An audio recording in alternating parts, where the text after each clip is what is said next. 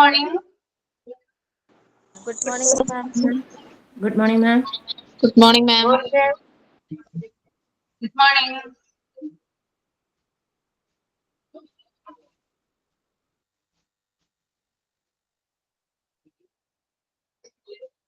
New year ഒക്കെ എങ്ങനെയുണ്ടായിരുന്നോ? നല്ല വരവേൽപ്പായിരുന്നോ? അടിച്ചു പൊളിച്ചോ? Teacher.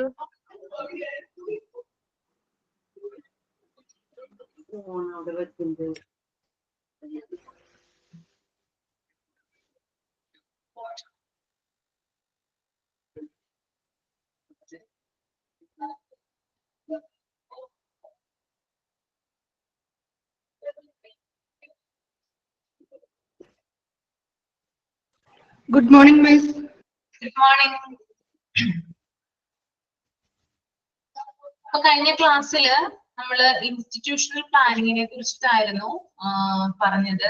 അതിനകത്ത് ഇൻട്രൊഡക്ഷൻ പറഞ്ഞിട്ടുണ്ടായിരുന്നു, പിന്നെ ഫാക്ടേഴ്സ് പറഞ്ഞിട്ടുണ്ടായിരുന്നു, ഫിനാൻഷ്യൽ അസിസ്റ്റൻസും കുറച്ച് നോക്കിയിട്ടുണ്ടായിരുന്നു അല്ലേ? അപ്പോ അതിനകത്ത് നിങ്ങൾക്ക് എന്താണ് മനസ്സിലായ കാര്യമെന്ന് ഒന്ന് ഷെയർ ചെയ്യുക കേട്ടോ. കഴിഞ്ഞ ക്ലാസ്സിൽ നമ്മൾ ഡിസ്കസ് ചെയ്തതിൽ നിന്ന് നിങ്ങൾക്ക് എന്താണ് മനസ്സിലായത്? ആരാണ് ഫസ്റ്റ് പറയാ? നമ്മള് എത്രത്തോളം നിങ്ങൾക്ക് ഗ്രാസ്പ് ചെയ്യാൻ പറ്റിയെന്ന് എനിക്കൊന്നും അറിയണമല്ലോ, അതുകൊണ്ട് ചോദിച്ചതാണ് കേട്ടോ. സഹദൂന? ഞാൻ പറയാം. ഓക്കെ. ഇൻസ്റ്റിറ്റ്യൂഷൻ പ്ലാനിംഗ് എന്ന് പറയുന്നത് അതിന് ചില ലക്ഷ്യങ്ങളുണ്ട്. അതുപോലെ തന്നെ കുട്ടികളുടെ റിസൾട്ട് മെച്ചപ്പെടുത്താൻ നല്ല പൗരന്മാരാകാൻ വേണ്ടിയൊക്കെ പിന്നെ നല്ല രീതിയിലുള്ള ടീച്ചിങ് ലേണിംഗ് മെത്തേഡ് രൂപപ്പെടുത്താൻ വേണ്ടി പ്ലാനിങ് നടത്താറുണ്ട്. അക്കാദമിക് ആയിട്ടും നോൺ അക്കാദമിക് ആയിട്ടുള്ള ആക്ടിവിറ്റീസ് സ്കൂളിൽ ഇംപ്രൂവ്മെന്റ് ചെയ്യാൻ വേണ്ടിയിട്ടും പ്ലാനിങ് നടത്താറുണ്ട്. ഓരോ ദിവസവും ടീച്ചേഴ്സിന്റെ പ്രൊഫഷണൽ ഡെവലപ്മെന്റിന് വേണ്ടി പ്ലാനിങ് നടത്താറുണ്ട്. പിന്നെ സ്കൂൾ പ്രവർത്തന ദിവസം എന്ന് പറയുന്നത് ഓരോ ദിവസവും മാറിക്കൊണ്ടിരിക്കും. ഒരു ദിവസം സ്പോർട്സ് ഡേ ആണെങ്കിൽ വേറൊരു ദിവസം വേറെ എന്തെങ്കിലും ആയിരിക്കും.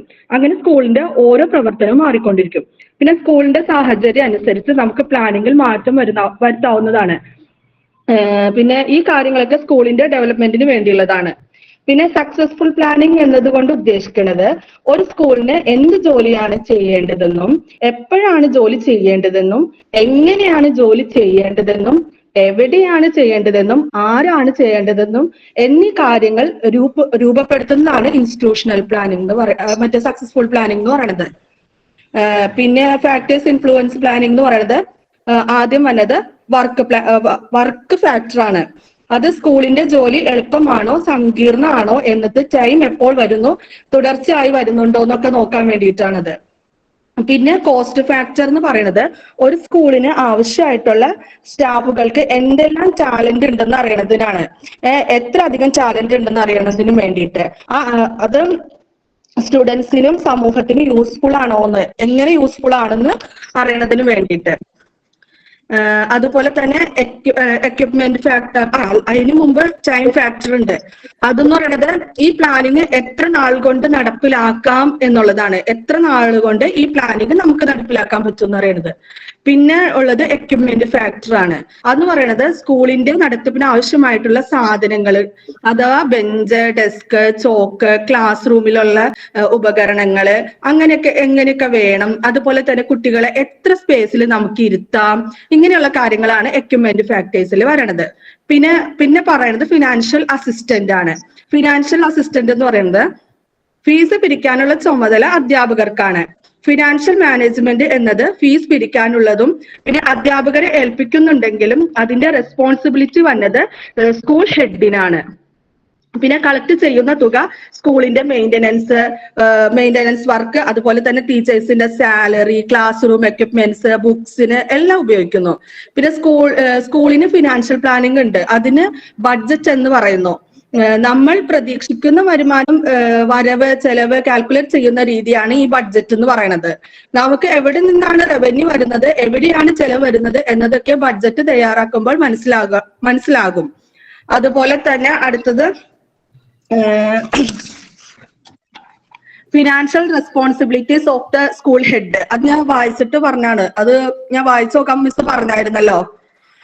Financial responsibility of school head എന്ന് പറയുന്നത് അത് സ്കൂൾ സാമ്പത്തിക നയം. ഹലോ, ഞാൻ പറഞ്ഞിട്ടുണ്ടായിരുന്നോ? അത് വായിച്ചു നോക്കാൻ പറഞ്ഞായിരുന്നു. ഇല്ല, വായിച്ചു നോക്കിയിട്ട് വരാൻ പറഞ്ഞു നെക്സ്റ്റ് ക്ലാസ്സില്. പറഞ്ഞിട്ടുണ്ടായിരുന്നു. ഓക്കെ പറഞ്ഞോളൂ. സ്കൂൾ സാമ്പത്തിക നയം അല്ലെങ്കിൽ സ്കൂൾ ബഡ്ജറ്റ് തയ്യാറാക്കുക. പിന്നെ അതുപോലെ തന്നെ സ്കൂളിന്റെ ബഡ്ജറ്റ് വിഹിതം സാമ്പത്തിക നിയന്ത്രണങ്ങൾക്കും ലോജിസ്റ്റിക് ആയിട്ടും ചെലവഴിക്കുന്നതിനോ എന്ന് മേൽനോട്ടം വഹിക്കുന്നതാണിത്. പിന്നെ tuition fees, caution fees, deposit, പരീക്ഷാ ഫീസ് മുതലായ വരുമാനങ്ങളൊക്കെ ശേഖരിക്കുന്നതാണത്. പിന്നെ ചെലവിന്റെ എല്ലാ ഇനങ്ങളും രേഖകളും ശ്രദ്ധാപൂർവം സൂക്ഷിച്ചിട്ടുണ്ടോ അതുപോലെ എന്ന് കാണിക്കാൻ വേണ്ടിയിട്ടും, പിന്നെ ടീച്ചർമാർക്കും ജീവനക്കാർക്കും ശമ്പളം നൽകിയിട്ടുണ്ടോ, സ്കൂളിന്റെ അക്കൗണ്ട് സംവിധാനം ശരിയായി പരിപാലിക്കുന്നുണ്ടോ എന്നൊക്കെ നോക്കാൻ വേണ്ടിയിട്ടാണിത്. വെരി ഗുഡ്, നന്നായിട്ട് പറഞ്ഞു കേട്ടോ. Thank you teacher. ഇനി ഒരാളും കൂടി ഒന്ന് പറയാവോ? ഞാനോ പറയാ? നിങ്ങൾക്ക് കൂടുതൽ യൂസ്ഫുൾ ആവട്ടെ ഇങ്ങനെ പറയുന്നത്. വരുന്നില്ല. ആരാ പറയാ? വിവിധ. ഇൻസ്റ്റിറ്റ്യൂഷണൽ പ്ലാനിംഗ് ഒരു സ്ഥാപനത്തിന്റെ ഡെവലപ്മെന്റിന് വേണ്ടി അവിടെ ചില പ്ലാൻസും പ്രോഗ്രാംസും നടത്താറുണ്ട്. അതിനെയാണ് ഇൻസ്റ്റിറ്റ്യൂഷണൽ പ്ലാനിംഗ് എന്ന് പറയുന്നത്. ഒരു സ്ഥാപനത്തിന്റെ നടത്തിപ്പിന് സ്റ്റുഡൻസും പാരന്റ്സും ടീച്ചേഴ്സും മാനേജ്മെന്റും ആവശ്യമാണ്. ഇവരെയൊക്കെ ഉൾക്കൊണ്ടുകൊണ്ട് പ്ലാൻ തയ്യാറാക്കണം. നല്ല ടീച്ചിങ് രീതി നടത്താനും പ്ലാനിംഗ് ചെയ്യാറുണ്ട്. സ്കൂളിന്റെ പ്രവർത്തനം ഓരോ ദിവസവും മാറിക്കൊണ്ടിരിക്കും. അതുകൊണ്ട് അതിനനുസരിച്ച് പ്ലാനിങ്ങിന് മാറ്റം വരും. ഒരു സക്സസീവ് പ്ലാനിംഗ് എന്നത് സ്കൂളിലെ ജോലി എന്താണ്, എവിടെയാണ്, എങ്ങനെയാണ് പഠിപ്പിക്കേണ്ടത് എന്നത് മുൻകൂട്ടി പ്ലാനിംഗ് ചെയ്യുന്നു. Factors influencing planning. First one, work factor. സ്കൂളിലെ ജോലി എളുപ്പമാണോ അല്ലെങ്കിൽ കോംപ്ലിക്കേറ്റഡ് ആണോ എന്നത് ഉൾക്കൊണ്ടതാണ് വർക്ക് ഫാക്ടേഴ്സ്. സ്റ്റാഫ് ഫാക്ടേഴ്സ് എന്നത് സ്കൂളിന് ആവശ്യമായ സ്റ്റാഫ് ടാലന്റ് ആണോ എന്ന് മനസ്സിലാക്കുന്നത്. Next one, cost factor. അത് സ്റ്റുഡൻസിന് യൂസ്ഫുൾ ആണോ എന്നതാണ്. Next, time factor. പ്ലാൻ നടപ്പിലാക്കേണ്ട ആവശ്യം എന്ത്, അത് എത്ര സമയം കൊണ്ട് അത് നടപ്പിലാക്കാൻ കഴിയും എന്നതാണ് അതിൽ ഉൾപ്പെടുന്നത്. Next one, equipment factors. ഇത് വേണം. പിന്നെ സ്കൂളിലെ ഡെസ്ക്, അങ്ങനെയുള്ള എല്ലാ മെറ്റീരിയൽസും അതിൽ ഉൾപ്പെടും. പിന്നെ ഫിനാൻഷ്യൽ അസിസ്റ്റന്റ്. സ്കൂളിന്റെ സ്ട്രെങ്തിനനുസരിച്ച് ഫീസ് കളക്ട് ചെയ്യുക. ഫീസ് കളക്ട് ചെയ്യുന്നതിനുള്ള അധികാരം ടീച്ചേഴ്സിനാണ്. ഇതിന്റെ റെസ്പോൺസിബിലിറ്റി സ്കൂൾ ഹെഡിനായിരിക്കും. ഫീസ് കളക്ട് ചെയ്യുന്നത് ടീച്ചേഴ്സിന് സാലറി കൊടുക്കുന്നതിനും സ്കൂളിന്റെ മെയിൻ്റെനൻസിനും ഉപയോഗിക്കുന്നു. എല്ലാ സ്ഥാപനങ്ങൾക്കും ഒരു ബഡ്ജറ്റ് ഉണ്ട്. ഇതുപോലെ തന്നെ സ്കൂളിന് ഒരു ബഡ്ജറ്റ് ഉണ്ട്. ഇത് സ്കൂളിന്റെ വരവും ചെലവും മനസ്സിലാക്കാൻ സഹായിക്കുന്നു. Thank you ma'am. Okay, very good. ഇനി ആർക്കെങ്കിലും പറയാനുണ്ടോ? ജീന.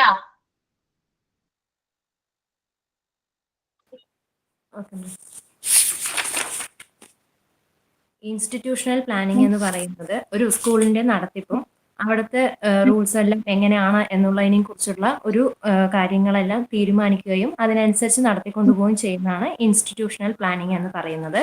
അതിൽ സ്കൂളിന്റെ നടത്തിപ്പ് എന്ന് പറയുമ്പോൾ അവിടുത്തെ പഠന രീതി എങ്ങനെ ആയിരിക്കണം, അതുപോലെ എല്ലാ കാര്യങ്ങളും അതിൽ മാനേജ്മെന്റിന്റെ എങ്ങനെയാണ്, പഠന രീതി എങ്ങനെ ആയിരിക്കണം,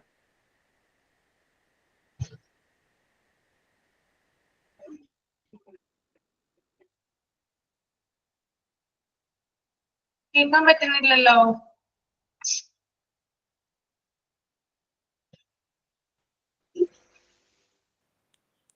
ഇപ്പൊ കേൾക്കാവോ മാം? ഇപ്പൊ കേൾക്കാം. ഇൻസ്റ്റിറ്റ്യൂഷണൽ പ്ലാനിംഗ് എന്ന് എന്താ മാം? കേൾക്കുന്നില്ലേ മാം?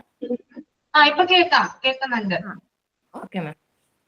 ഇൻസ്റ്റിറ്റ്യൂഷണൽ പ്ലാനിംഗ് എന്ന് പറയുന്നത് ഒരു സ്കൂളിന്റെ നടത്തിപ്പുമായി ബന്ധപ്പെട്ടിട്ടുള്ള കാര്യങ്ങൾ തീരുമാനിക്കുകയും ആ രീതിയിൽ അത് നടത്തിക്കൊണ്ട് പോകുകയും ചെയ്യുന്നതിനെ കുറിച്ചുള്ള ഒരു പ്ലാനിംഗ് ആണ് ഇൻസ്റ്റിറ്റ്യൂഷണൽ പ്ലാനിംഗ് എന്ന് പറയുന്നത്. അതിൽ സ്കൂളിലെ സിസ്റ്റംസ് എങ്ങനെ ആയിരിക്കണം, അവിടുത്തെ രീതികൾ എങ്ങനെ ആയിരിക്കണം, പഠന രീതി എങ്ങനെ ആയിരിക്കണം എന്നുള്ള കാര്യങ്ങളെല്ലാം ഈ പ്ലാനിങ്ങിൽ വരുന്നതാണ്. കറക്റ്റായിട്ടുള്ള ഒരു സ്കൂളിന്റെ നടത്തിപ്പിനും അതുപോലെ കുട്ടികളെ അവിടുത്തെ രീതിയിലേക്ക് കൊണ്ടുവരാനും പഠന രീതികളെല്ലാം കറക്റ്റായിട്ട് കൊണ്ടുപോകാൻ വേണ്ടിയിട്ടാണ് ഈ ഇൻസ്റ്റിറ്റ്യൂഷണൽ പ്ലാനിങ് ഉണ്ടാക്കിയിരിക്കുന്നതും അത് അതിന് സഹായിക്കുന്നതും. ഫാക്ടേഴ്സ് ഇൻഫ്ലുവൻസിങ് പ്ലാനിങ് എന്ന് പറയുന്നത് ആദ്യത്തേത് വർക്ക് ഫാക്ടറാണ്. എങ്ങനെയാണ്, സിമ്പിൾ ആണോ കോംപ്ലക്സ് ആണോ എന്നുള്ളതാണ് അതിൽ വരുന്നത്. സിമ്പിളായിട്ട് ചെയ്യാൻ പറ്റുന്നുണ്ടോ, അതിലെന്തെങ്കിലും തടസ്സങ്ങൾ വരുന്നുണ്ടെങ്കിൽ അത് മനസ്സിലാക്കാനും അതുപോലെ റിപ്പീറ്റേറ്റീവ് ആയിട്ടുള്ള കാര്യങ്ങൾ വരുന്നുണ്ടെങ്കിൽ അത് മനസ്സിലാക്കാനും അത് ഒഴിവാക്കാനും അതുപോലെ കാര്യങ്ങളെല്ലാമാണ് അതിൽ വരുന്നത്. പിന്നെ സ്റ്റാഫ് ഫാക്ടർ എന്ന് പറയുന്നത് അവിടുത്തെ സ്റ്റാഫുകൾക്ക് ആ സ്കൂളിൻ്റെ നടത്തിപ്പുമായി ബന്ധപ്പെട്ടിട്ടുള്ള സ്കില്ലുണ്ടോ എന്നുള്ളത് മനസ്സിലാക്കുന്നതിന് വേണ്ടിയിട്ടുള്ളതാണ്. ടാലന്റഡ് ആയിട്ടുള്ള സ്റ്റാഫുകൾ തന്നെയാണോ ആ കാര്യങ്ങൾ ചെയ്യുന്നത് എന്ന് അവരുടെ കാര്യശേഷി മനസ്സിലാക്കാൻ വേണ്ടിയിട്ടുള്ള പ്ലാനിംഗ് ആണ്.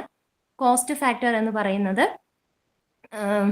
കുട്ടികൾക്ക് ആവശ്യമായിട്ടുള്ള കാര്യങ്ങൾ, കുട്ടികൾക്ക് ടീച്ചറിന് എല്ലാം ആവശ്യമായിട്ടുള്ള കാര്യങ്ങൾ വരുന്ന ഇതൊക്കെയാണ് കോസ്റ്റ് ഫാക്ടർ എന്ന് പറയുന്നത്.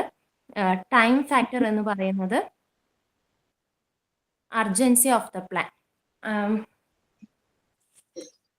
പിന്നെ അഞ്ചാമത്തത് എക്യുപ്മെന്റ് ഫാക്ടർ എന്നും മെറ്റീരിയൽസ്, മെഷീൻസ് ആൻഡ് സ്പേസ് എന്ന് പറയുന്നത് അവിടുത്തെ കാര്യങ്ങൾ, കുട്ടികൾക്ക് പഠന രീതിയുമായിട്ട് ബന്ധപ്പെട്ടിട്ടുള്ള കാര്യങ്ങൾ, ബെഞ്ച്, ഡെസ്ക് കാര്യങ്ങൾ, പിന്നെ മാനേജ്മെന്റിനാണെങ്കിലും ഓഫീസിലെ കാര്യങ്ങൾക്ക് വേണ്ടിയിട്ടുള്ള എല്ലാതും ഉണ്ടോ എന്നൊക്കെ അതിൻ്റെയൊക്കെ കാര്യശേഷികളും എല്ലാമാണ് അതിൽ വരുന്നത്. പിന്നെ ഫിനാൻഷ്യൽ അസിസ്റ്റൻസ് എന്ന് പറയുന്നത് ഒരു സ്കൂളിന്റെ നടത്തിപ്പിന് ഏറ്റവും ആവശ്യമായിട്ടുള്ള കാര്യം എന്ന് പറയുന്നത് ഫിനാൻസ് തന്നെയാണ്. ആ ഫിനാൻസ് എന്ന് പറയുന്നത് കുട്ടികളിൽ നിന്നുള്ള ഫീസ്, ആ വരുമാനമാണ് ഫിനാൻസ് ആയിട്ട് വരുന്നത്. പിന്നെ ഇപ്പം ഗവൺമെന്റ് സ്കൂളുകളിലാവുമ്പോൾ സാലറികളും ഇതൊന്നും ടീച്ചേഴ്സിന്റെ സാലറി പ്രശ്നമല്ല, അതിനെ പറ്റി അറിയേണ്ട ആവശ്യമില്ല. പക്ഷെ പ്രൈവറ്റ് സ്കൂളുകളിൽ വരുന്ന സമയത്ത് എല്ലാത്തിനും അവരുടെ ഫീസിനത്തിൽ നിന്നുള്ള വരുമാനം തന്നെയാണ് സ്കൂളിന്റെ നടത്തിപ്പിന് വേണ്ടിയിട്ട് ഉപയോഗിക്കുന്നത്. അപ്പം അത് കളക്ട് ചെയ്യുന്നതും മാസം കൃത്യമായിട്ട് കുട്ടികളെ കൊണ്ട് പറഞ്ഞ് ഫീസ് കളക്ട് ചെയ്യുന്നതും അതിൻ്റെ കാര്യങ്ങളെല്ലാം ശ്രദ്ധിക്കുന്നതും അതായത് ക്ലാസ് ടീച്ചേഴ്സിനാണ് അതിൻ്റെ ഉത്തരവാദിത്തം കൊടുക്കുന്നത്. അത് കൃത്യമായിട്ട് എല്ലാവരും ചെയ്യുന്നുണ്ടോ എന്ന് നോക്കലാണ് മാനേജ്മെന്റിന്റെ ജോലി. അവിടുത്തെ എന്ത് വരവ് ചെലവ് കണക്കുകളെല്ലാം ഈ ഫിനാൻസുമായിട്ട് ബന്ധപ്പെട്ടുകൊണ്ടാണ് നടക്കുന്നത്. ടീച്ചേഴ്സിന്റെ സാലറി, അവിടുത്തെ മെയിൻ്റെനൻസ് വർക്ക്, എന്താണെങ്കിലും ഒരു ചോക്ക് വാങ്ങാനാണെങ്കിൽ പോലും എല്ലാം നടക്കുന്നത് ഈ ഫിനാൻസ് ബേസ് ചെയ്തിട്ടാണ് എല്ലാം നടക്കുന്നത്. Financial responsibilities of the head, school head എന്ന് പറയുന്നത് കൃത്യമായിട്ട് ബഡ്ജറ്റ് പ്രിപ്പയർ ചെയ്യുക. ഓരോ മാസം കൃത്യമായി എത്ര ചെലവ് വരുന്നുണ്ട്, എത്ര വരുമാനം വരുന്നുണ്ട് എന്നതിനെ കുറിച്ച് ആ ബഡ്ജറ്റ്, ഒരു മാസത്തെ ചെലവിന് എങ്ങനെ ആയിരിക്കണം എന്നുള്ള ബഡ്ജറ്റ് നേരത്തെ മുൻകൂട്ടി തയ്യാറാക്കുക. അതിനനുസരിച്ച് ആ ഫീസ് ഇനത്തിൽ വരുമാനം വരുന്നുണ്ടോ എന്ന് നോക്കുക. അതെല്ലാം കൃത്യമായി നടത്തിക്കൊണ്ടു പോകുക.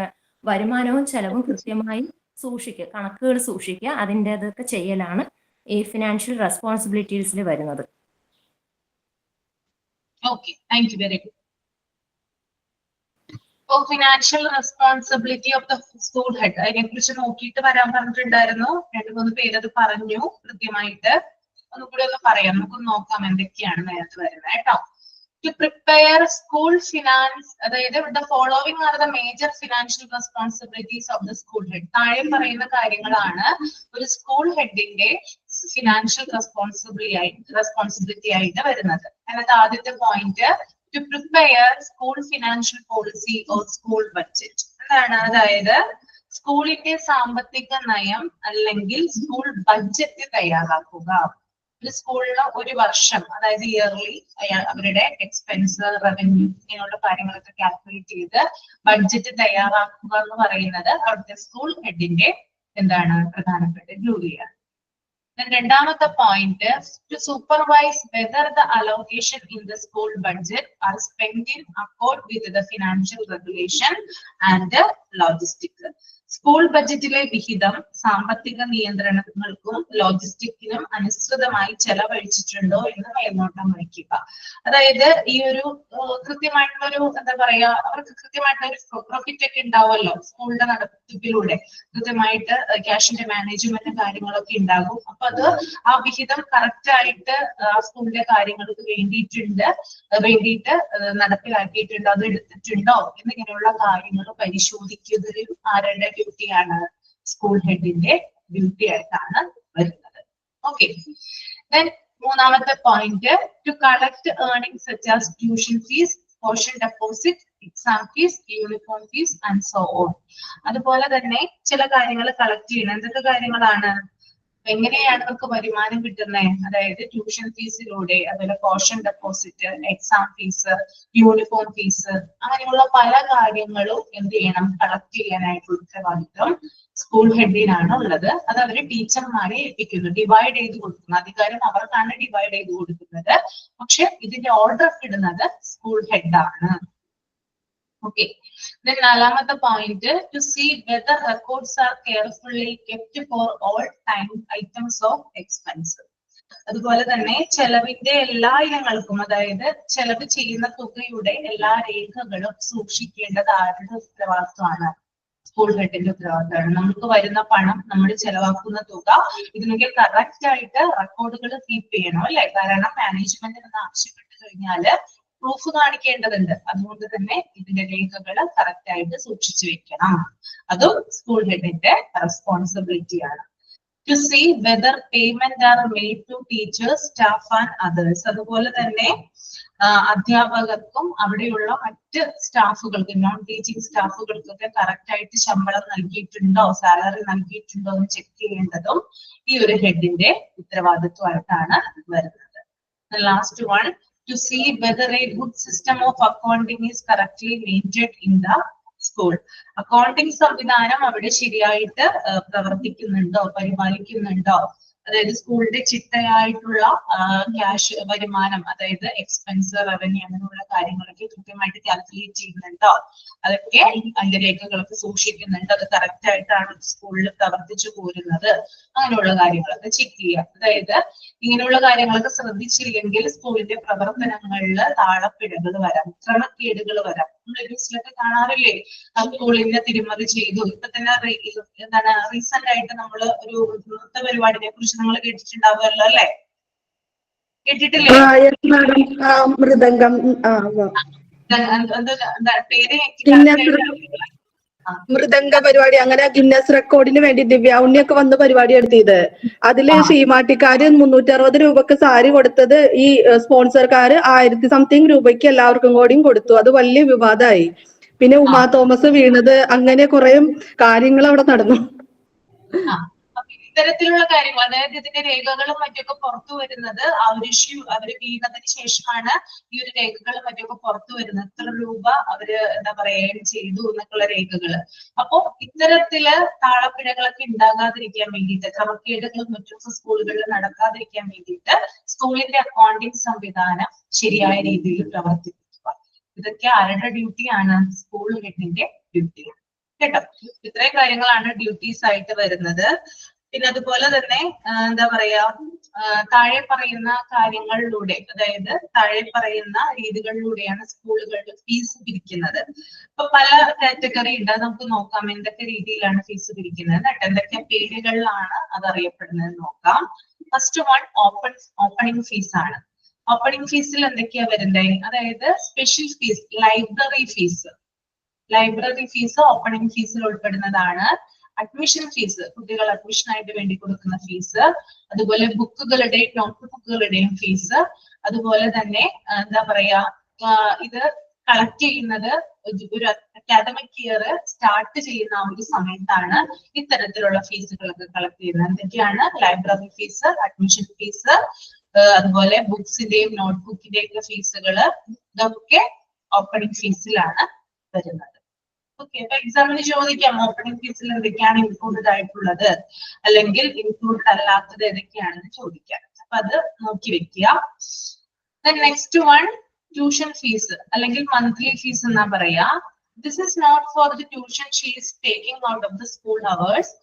This is only the general monthly fees from which salary is paid. In some schools they are receiving it as term fees. അതായത് ഇത് കുട്ടികളെ പഠിപ്പിക്കുന്നതിന് വേണ്ടിയിട്ട് പ്രത്യേകമായിട്ട് മേടിച്ചെടുക്കുന്ന ഒരു ഫീസ് അല്ല. പക്ഷെ എന്താണ്, ഇത് മാസം തോറും എന്ത് ചെയ്യുന്നുണ്ട്, ചില സ്കൂളുകൾ മേടിക്കുന്നുണ്ട്. അത് അധ്യാപകർക്ക് ശമ്പളം കൊടുക്കുന്നതിന്റെ ഒരു വിഹിതമായിട്ടാണ് ഈ ട്യൂഷൻ ഫീസ് മേടിക്കുന്നത്. ഓക്കെ, അവരുടെ ശമ്പളത്തിന്റെ ഒരു വിഹിതം കൊടുക്കാൻ വേണ്ടിയിട്ട് മാത്രമാണ് ഇത് ചെയ്യുന്നത്. അതുപോലെ തന്നെ ചില സ്കൂളുകള് ഇത് ടേം ഫീസ് ആയിട്ട് കൂടി മേടിക്കുന്നുണ്ട്. നിങ്ങളുടെ കുട്ടികളുടെ ടേം ഫീസ് ആയിട്ട് മേടിക്കുന്നുണ്ടോ സ്കൂളുകള്? Yes miss. ആ ഉണ്ടല്ലേ. ആ ഓക്കെ. എപ്പോഴാണ് ആ ഫീസ് അടക്കുന്നത്?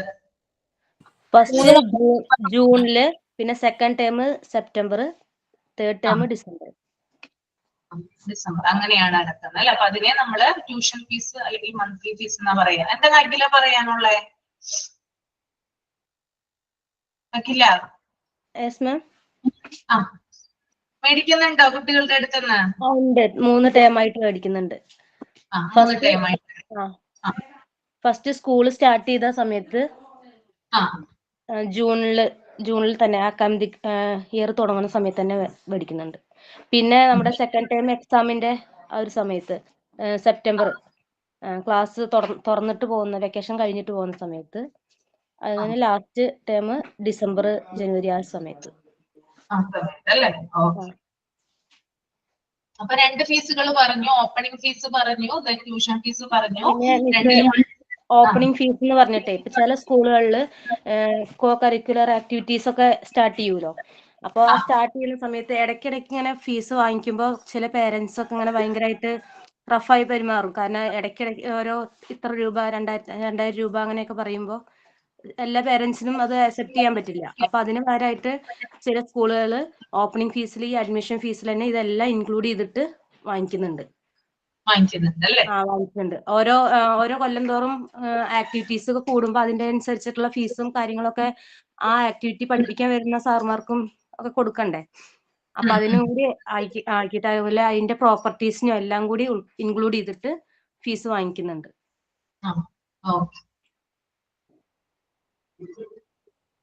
Then exam fees.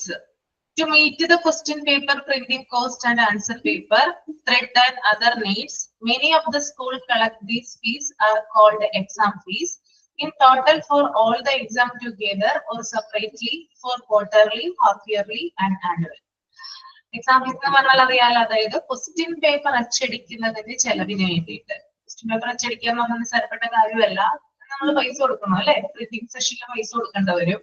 അതുപോലെ തന്നെ ആൻസർ പേപ്പറുകൾ, ആൻസർ ഷീറ്റുകള്, അതുപോലെ തന്നെ ത്രെഡ്, അതായത് പേപ്പർ കിട്ടാൻ ഉപയോഗിക്കുന്ന നൂലുകള്, ഇതിനൊക്കെ എന്താണ് പൈസ കൊടുത്താൽ ഇതൊക്കെ നമുക്ക് കിട്ടുള്ളൂ. അപ്പൊ അതിന് വേണ്ടിയിട്ട് എക്സാം ഫീസ് സ്കൂളുകൾ കളക്ട് ചെയ്യുന്നുണ്ട്. ഓക്കെ. ഇനി ചില സ്കൂളുകള് എന്താ പറയാ, ഇത്തരത്തില് ഫീസുകൾ കളക്ട് ചെയ്യുന്നതിനെയാണ് നമ്മൾ എക്സാം ഫീസ് എന്ന് പറയാ. പിന്നെ സ്കൂളുകൾ എന്ത് ചെയ്യാറുണ്ട്, quarterly exam, half yearly exam, annual exam ഒക്കെ നടത്താറുണ്ട്. ആ സമയത്ത് ഇവര് ഫീസ് മേടിക്കുന്നതാണ്. ഓക്കെ. നിങ്ങളുടെ മക്കളുടെ ഇത് മേടിക്കാറുണ്ടോ എക്സാം ഫീസ് ആയിട്ട്? എക്സാം ഫീസ് ഇനത്തിൽ മേടിക്കാറുണ്ടോ? അല്ലേ? സ്കൂൾ തുടങ്ങുമ്പോ തന്നെ അവർ ഫീസ് മേടിച്ചു വെക്കുക. അത് പറഞ്ഞിട്ട് എക്സാമിന്റെ സമയത്ത് അവർ മേടിക്കില്ല. എല്ലാം കൂടെ ടോട്ടലായിട്ട് ഒരുമിച്ചാ മേടിക്കില്ല. അഡ്മിഷന്റെ സമയത്ത്, എക്സാമിന്റെ ടൈമിൽ മേടിക്കൂല. എക്സാമിന്റെ ടൈമിൽ മേടിക്കില്ല അല്ലെ. ചില സ്കൂളുകളിൽ മേടിക്കും കേട്ടോ. എക്സാം എടുക്കുന്ന സമയത്ത് ഇതേപോലുള്ള കാര്യങ്ങൾക്ക് വേണ്ടിയിട്ട് ക്വസ്റ്റ്യൻ പേപ്പർ അച്ചടിക്കുന്നതിന്റെ, ആൻസർ ഷീറ്റിന്റെയും ത്രെഡിന്റെ ഒക്കെ ഭാഗമായിട്ട് മേടിക്കുന്ന സ്കൂളുകളുണ്ട്. ഓക്കെ. നിസ്സാര തുകയാണ് മേടിക്കുക, എന്നാലും മേടിക്കുന്ന സ്കൂളുകളുണ്ട്. പിന്നെ അടുത്തത് യൂണിഫോം ഫീസ് ആണ്. എന്താണ് യൂണിഫോം ഫീസ്? ഒന്ന് വായിച്ചിട്ടൊന്ന് ഒരാള് പറഞ്ഞേ എന്താണെന്ന്, എക്സ്പ്ലെയിൻ ചെയ്തേ. റീഡ് ചെയ്യാം കേട്ടോ.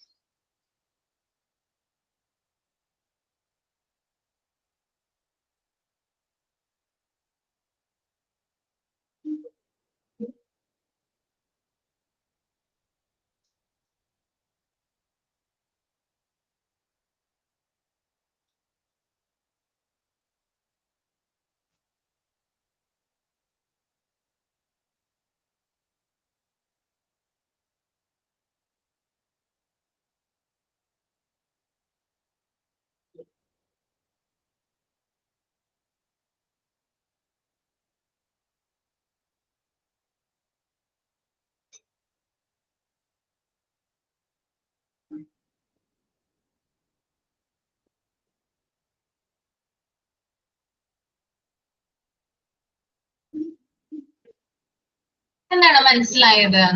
യൂണിഫോം ഫീസ് എല്ലാ സ്കൂളുകളിലും യൂണിഫോമിന് വേണ്ടിയിട്ട് ഒരു എമൗണ്ട് കളക്ട് ചെയ്യാറുണ്ട്. അത് സ്റ്റാർട്ടിങ്ങിൽ തന്നെ ചില സ്കൂളുകളിൽ സ്റ്റാർട്ടിങ്ങിൽ തന്നെ ആ ഫീസിനൊപ്പം അത് കളക്ട് ചെയ്യാറുണ്ട്. ചില സ്കൂളുകളിൽ ഇൻസ്റ്റാൾമെന്റ് ആയിട്ട് ചെയ്യാറുണ്ട്. അപ്പം ഇംഗ്ലീഷ് മീഡിയം സ്കൂളുകളിലൊക്കെ ആണെങ്കിൽ ഈ ആഴ്ചയിൽ 5 ദിവസം ക്ലാസ് ആണെങ്കിൽ 5 യൂണിഫോം ആയിരിക്കും. ഓരോ ദിവസം ഓരോ യൂണിഫോം ആയിരിക്കും. ഇതല്ലാണ്ട് സ്പോർട്സ് ഡേ അങ്ങനെ ഓരോ ഫംഗ്ഷൻസ് വരുമ്പോൾ അതിന് ഇടാനുള്ള സെപ്പറേറ്റ് യൂണിഫോം ഉണ്ടാവും.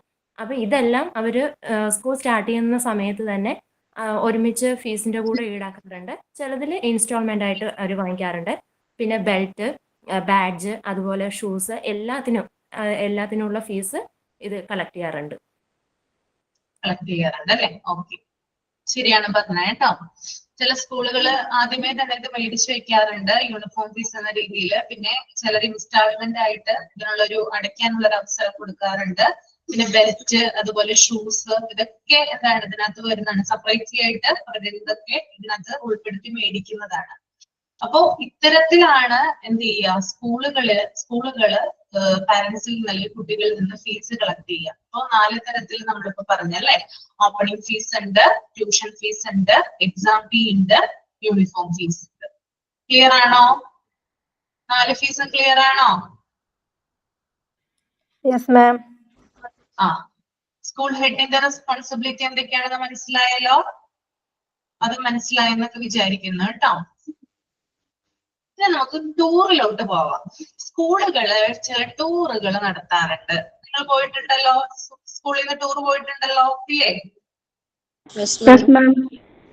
വർക്ക് ചെയ്യുന്നവരുണ്ടെങ്കിൽ കുട്ടികളെ ടൂർ കൊണ്ടുപോയിട്ടുള്ള ടീച്ചേഴ്സും ഉണ്ടാകാം. ഓക്കെ, അപ്പോ എന്താണ് നമുക്ക് നോക്കാം. Tour functions and programs fees ഇത് എങ്ങനെയാണ് വരുന്നതെന്ന് നോക്കാം. These are not fixed fees. അതായത് പല സ്കൂളുകളും ഞാൻ ആദ്യം വായിക്കാം കേട്ടോ. According to the management, the teacher acts in this way. In some schools, they do not conduct any tours at all. Tours will of 4 types. അതായത് എല്ലാ സ്കൂളുകളിൽ നിന്നും ടൂർ പോകണമെന്ന് യാതൊരു നിർബന്ധമില്ല. ചില സ്കൂളുകൾ റെഗുലർ ആയിട്ട് ടൂർ പോവാറുണ്ട്. പിന്നെ ഇതിനൊരു ഫിക്സഡ് ആയിട്ടുള്ള ഒരു ഫീസ് ഇല്ല. എല്ലാ സ്കൂളുകളിലും ഡിഫറെന്റ് ആണ്. അത് പോകുന്ന സ്ഥലത്തിനനുസരിച്ച് കുട്ടികളുടെ കപ്പാസിറ്റി അനുസരിച്ചിട്ടൊക്കെ ഇതിന്റെ എമൗണ്ടിൽ വ്യത്യാസം വരും. അതുകൊണ്ട് തന്നെ ഇതൊരു ഫിക്സഡ് ആയിട്ടുള്ള ഒരു ഫീസ് അല്ല. ടൂർ പോകുന്ന സ്കൂളുകൾ മാത്രമാണ് കുട്ടികളിൽ നിന്ന് ടൂറിന്റെ ഫീസ് ആയിട്ട് എമൗണ്ട് കളക്ട് ചെയ്യുക. ഓക്കെ, അപ്പോ ഇവിടെ 4 ടൈപ്സിലുള്ള ടൂർ പറയുന്നുണ്ട്. ഫസ്റ്റ് ടൂർ എന്ന് പറഞ്ഞാൽ general tour or long tour. നോക്കിയേ എന്താണെന്ന്. It is for a long place arranged by the correspondent. Entire school is expected to participate once a year. അതായത് സ്കൂളിന്റെ മാനേജ്മെന്റ് ചെയ്യുന്ന ഒരു എന്താ പറയാ പ്ലാനിങ് ആണ്.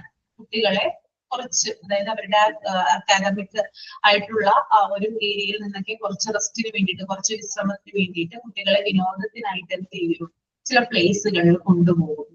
ഇത് 1 വർഷത്തിൽ ഒരിക്കലാണ് സ്കൂള് ഇങ്ങനെ കുട്ടികളെ കൊണ്ടുപോകുന്നത്.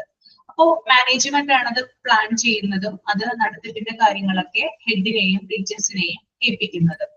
അപ്പോ എന്താ പറയാ, ഇത് ലോങ് പ്ലേസിലേക്കാണ് ഇങ്ങനത്തെയുള്ള ടൂർ പോകുന്നത്. ലോക്കൽ പ്ലേസ് അല്ല, കുറച്ചും കൂടി ദൂരേക്കുള്ള, ചിലപ്പോൾ നമ്മുടെ കേരളത്തിന് പുറത്താകാം, അല്ലെങ്കിൽ നമ്മുടെ ജില്ലയ്ക്ക് പുറത്താവാം. അങ്ങനെ എന്ത് ചെയ്യുന്നുണ്ട്, ധാരാളം സ്ഥലങ്ങളിലേക്ക് ടൂർ പോകുന്നുണ്ട്. ഇത്തരത്തിലുള്ള ടൂറിനെ ജനറൽ ടൂർ അല്ലെങ്കിൽ ലോങ് ടൂർ എന്നാണ് വിശേഷിപ്പിക്കുന്നത്. നിങ്ങൾ ടൂർ പോയിട്ടുണ്ടോ?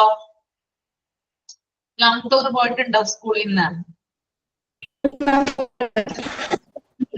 പോയിട്ടുണ്ട്. ഒന്ന് എക്സ്പീരിയൻസ് ഒന്ന് പറയാമോ സഹദൂന? ടൂർ പോയത് എത്ര പ്രാവശ്യം പോയിട്ടുണ്ട്? എനിക്ക് ഏറ്റവും കൂടുതൽ 3ാം ക്ലാസ്സിൽ ടൂർ പോയതാണ്. എനിക്ക് ഏറ്റവും വലിയ ഡാമിലായിരുന്നു പോയിരുന്നത്. അതെനിക്ക് തന്നെ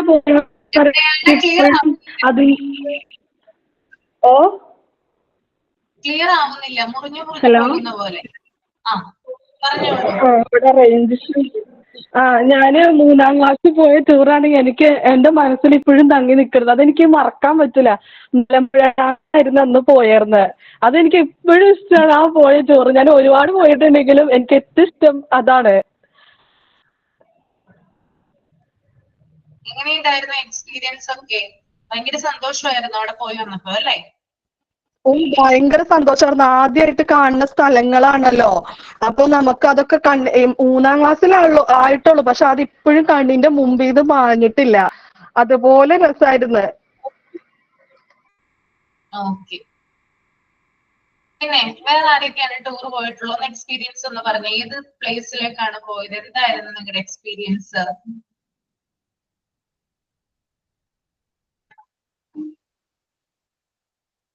വേറെ ആരും ടൂർ പോയിട്ടില്ലേ? സ്കൂളിൽ നിന്നോ കോളേജിൽ നിന്നോ ഒന്നും പോയിട്ടില്ല ആരും? ഞാൻ പോയിട്ടുണ്ട്. ഞാൻ 2 തവണ പോയിട്ടുണ്ട്.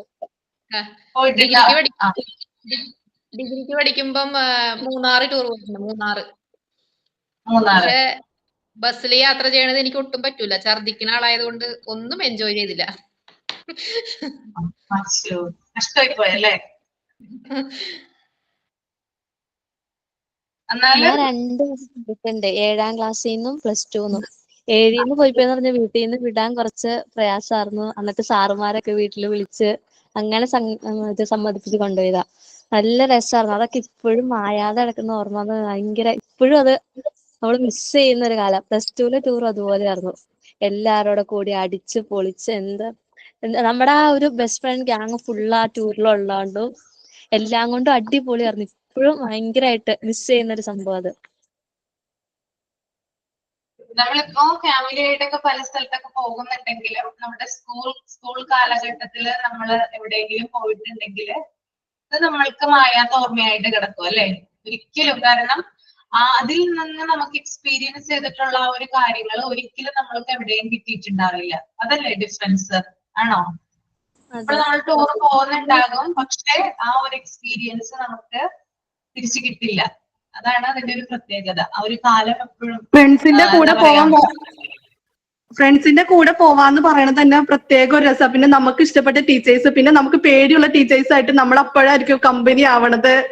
അങ്ങനെയൊക്കെ അതൊരു പ്രത്യേക ഒരു രസമാണത്. ആ ദിവസം നമ്മുടെ കൺമുമ്പിൽ നിന്ന് ഇങ്ങനെ പോവൂല. ആ കാലഘട്ടം ഇനി വരൂല്ലല്ലോ എന്നോർത്തൊരു സങ്കടം മാത്രമേ ഉള്ളൂ. ഇനി ഒരിക്കലും അത് വരത്തില്ലല്ലോ. ശരിയാണ്. ക്ലാസ്സിലൊക്കെ ഭയങ്കര വാല്യൂ അറിയാനായിട്ട് പറ്റിയിട്ടുണ്ടാവില്ല അല്ലെ? ഇപ്പോഴല്ലേ അതിനെ കുറിച്ച് കൂടുതൽ വാല്യൂ ചെയ്യാം. എന്താണ് നമ്മളെ